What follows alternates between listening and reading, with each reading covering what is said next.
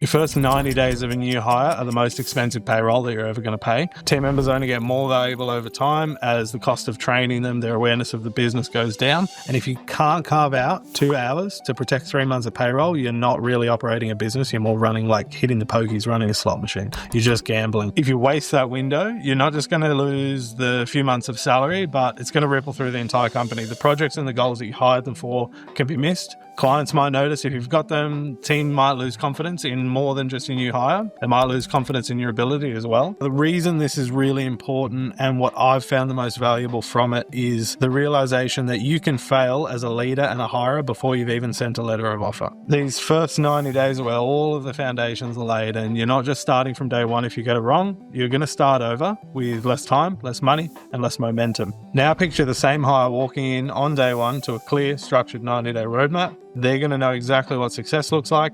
By week 6, instead of guessing, they're already hitting wins. And by the time they hit that 3-month mark, they're thriving.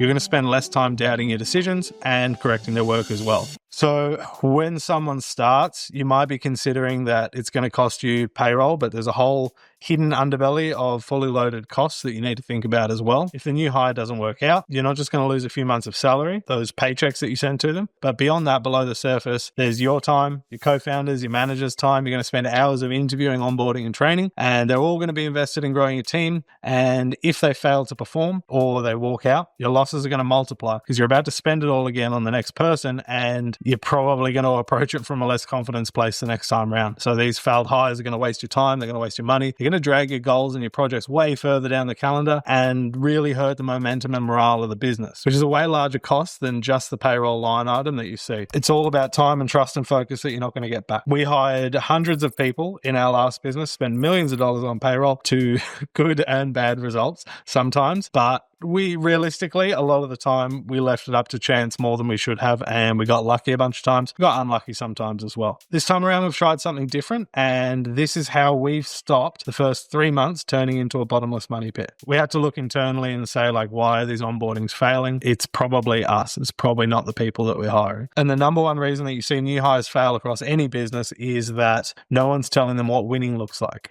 Honestly, everyone wants to win. Everyone wants to perform and look good. Even if they're the type of person that's just taking you for a ride, they're not career focused, they just want to make an income. They don't want to kill the golden goose. They don't want to over milk the cow, right? They still want to perform really well. And if they know what good looks like, they can operate within your criteria. And I mean, if they were milking it, you could just set higher expectations until you're getting what you need out of them. So it doesn't matter. Wanting to be important and wanting to win are core human drivers. They're going to be common across almost everyone that you ever have to hire. When you're hiring, you might think that they'll figure it out on their own. They're going to think that they're figuring it out on their own. But by the time you realize that their version of figuring it out and your version of figuring it out aren't the same, there's no alignment there. The trust is going to be broken and their confidence is going to get shattered, wasting the first 90 days. And what we've seen solves this isn't very complicated. You can do it in about 3 hours, and it's going to be the best 3 hours you ever spent. It's a 90-day plan. It's 1 page, not exactly 1 page, but close enough. Keep it consolidated. And it's going to lay out everything that they'll tackle, what good performance looks like and how you're going to measure them. It's going to give them clarity. It's going to give them confidence to course correct and assess, and it's going to help everyone. The difference for us, at least, was huge. We saw people building confidence, hitting the small wins, hitting the big wins,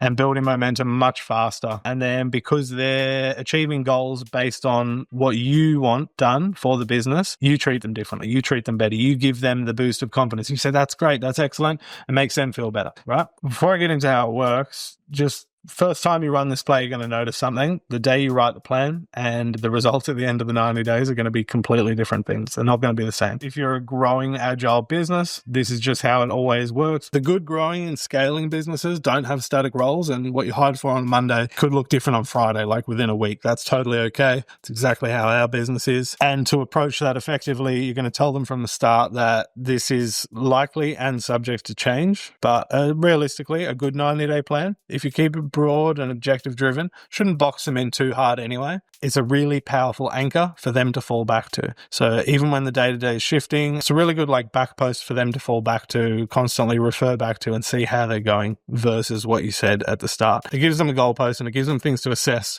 to look for, to say like, am I doing a good job or not? Because that's what people want. They want the reassurance. And as a busy founder, you don't always have time to reassure people. If you're anything like us and things are changing all the time, you might tell a new hire to do something and it conflicts with the original 90-day plan. That is totally okay. The best possible result from doing this is that, say in 4 weeks' time, you ask them to do something that doesn't really fit into the 90-day plan. You want them to come back to you and say, by doing this, X, I won't be able to do Y. Is that okay? And you're going to get the opportunity to say like, yes, I do want you to do that. We're changing the plan a bit. Here's why. Or, no, actually, I'm getting distracted. I do want you to do the things that I hired you for in the first 90 days. Ignore that for now and come back to it, because people can't focus on two things at once. They get the agency, they get the authority to sort of be in control of their changing role, their changing responsibilities. You'll get better results out of your people if you do it. So they're always going to know what good looks like, and they're going to become responsible for shifting it without losing any confidence. And that makes it work even when the job isn't entirely stable and things are changing all the time. It's really, in our case at least, not designed and never should really be pulling performance back to exactly the letter of the law in the 90-day plan. It's a guide, not an exact hard and fast rules. It's meant to be live and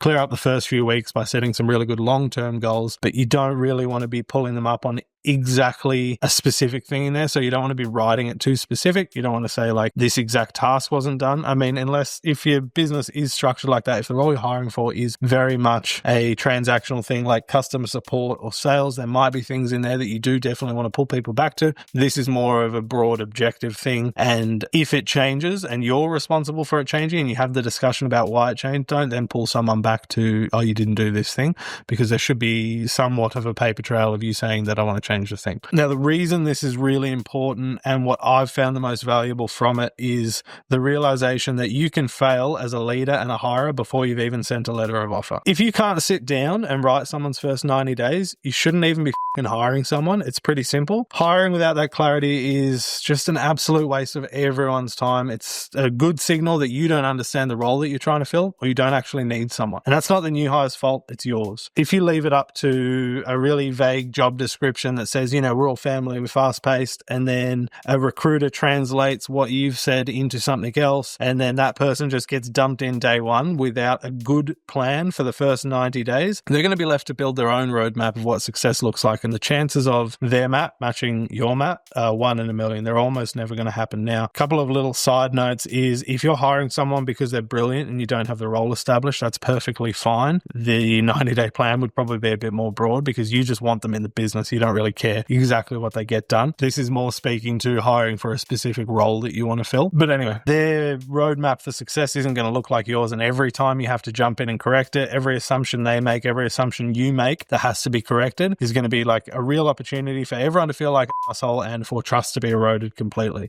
And that's how you lose those months of payroll and progress and all of your time that you've invested in. Writing this 90-day plan is going to force you into being really clear on the business outcomes that you'd be happy to achieve in the next 3 months. It'll give you a gut check before you hire, like before you've even spent a single dollar, before you've written a job description or anything. And if you can't do it, that's the signal that you're paying for someone that you're really not ready to lead and you're not going to do a good job of leading. The plan isn't just for them, it's for the business as well. It's going to force you to define success really clearly in a way that you can actually, manage once you've hired them and measure their success. And if you can't do it, well, sayonara dollar bills, they're going to burn away. When you're writing it, you should be aware of the type of tasks that the objectives and stuff are breaking down into, but you don't want to be writing them. You don't want to write them into this. It's a 1 page, like I said, not literally a 1 page. I think the ones we've done on Notion were like 3-page scrolls worth of stuff, but just don't go too crazy with it. And always be connecting it back to business outcomes and removing the guesswork. You do want there to be some wiggle room for the hire to interpret how to achieve those goals with tasks once they're on board. This is the rough structure we've been doing. So I'll start with a TLDR. I wrote this because I knew I'd be passing it off to my co-founder, Ken, and he's not going to read the whole thing because everyone's busy. And so the TLDR is like a quick gut check. This is the role, like what seat they're going to be sitting in. And if there's any hierarchy, we don't have any, we're completely flat at this stage, but if there was any hierarchy, it would be who they'd be reporting to, the mission, like why does the role exist and how does it tie to business outcomes. The tying to business outcomes we've found to be incredibly powerful, because when people are told the direct business outcome that they're supposed to be driving, they're more effective and they yearn for the analytics and the results that you as a business owner yearn for, which is to know exactly how this is performing, and that you can always bring them back to that, like how is this affecting the business outcomes that we asked you to affect. You're going to get higher performing people if they have a bit more awareness about what's going on around their job in the business and how it affects everyone else in the team. Makes them feel more important. And then finally, the primary outcomes by day 90. So you've got like 3 to 5 results that you want locked in by the end of the quarter. So this is an example from us when we hired our head of content. If you want to learn more about hiring a head of content or setting up a content operations function in your business,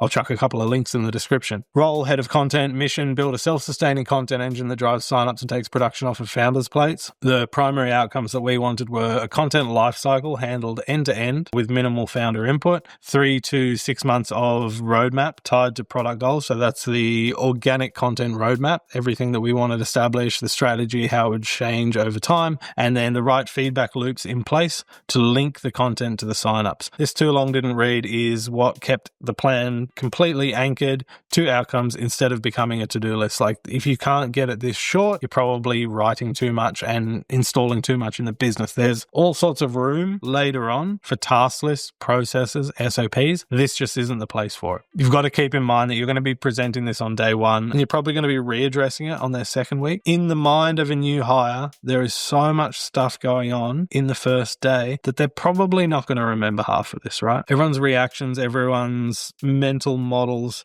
are in like fight or flight when you're a new hire. You're gauging people, you're assessing people, you're wondering if you're doing a good enough job on day 1, all of these things. So this is, I think, one of the reasons this plan is so powerful is because it gives them something to pull back on. If they want to read it later that night, they can read through it again. If they want to read it 3 days later, they can read it again. If you just spoke these things at the start of the hire, they're going to forget them. Everyone forgets most things from their first day. That's just how it happens because there's so much stuff going on, so many new signals going into your brain. You can't keep everything in order. I think that's one of the powerful things here. Then after the TLDR, breaking it down into 3 30-day phases. So you want each of these months to feed into the next. You can't get to month 2 without doing some of the things in month 1. You can't get to month 3 without doing some of the things in month 2. And you want to get more and more vague as it goes out, keeping in mind this is not what their first 90 days is actually going to look like because things are always going to change. In the first month, you want it to be reasonably actionable, things they can start doing week 1. And it just gets more and more vague as it goes out.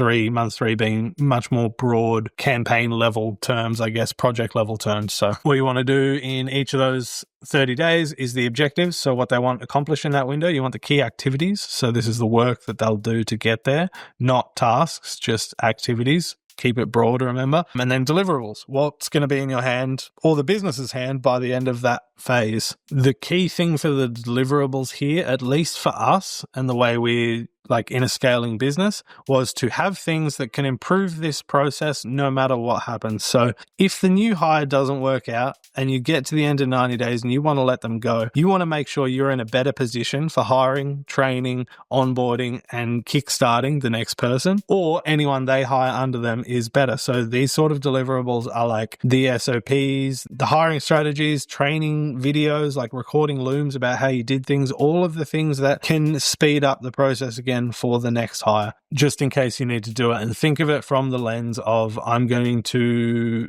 hire someone under this person that I'm hiring now. They need to get all the information out so someone below them can do their job as fast as possible, assuming that at the end of the 90 days, that person that you've hired is going to be excellent. They're going to be great for your business and you're going to start pushing them into different areas. So this is a month 1 example. I don't know if I should put all the examples in this video. I might just put example in the description and you can read it from there because otherwise this video is going to get way too long. But I'll just read the title. So it's the TLDR, the 3 30-day phases, a bunch of tasks that are ongoing across all months. These ones are quite important. These are like the feedback loops and everything. And then keeping it as short as possible. So this is going to force you to define what success really looks like. And that's going to make it really clear for the new hire what success looks like. And I promise if you can set aside the time to do this, you're going to have a much better result. It is scarily easy to do compared to worrying about if someone's doing a good job. Us as founders, and you probably as well, typically think we're too busy to do these structured sort of onboarding steps because we think that it's going to take days to build, and that's just complete bullshit. Good 90-day plan. Our first one took about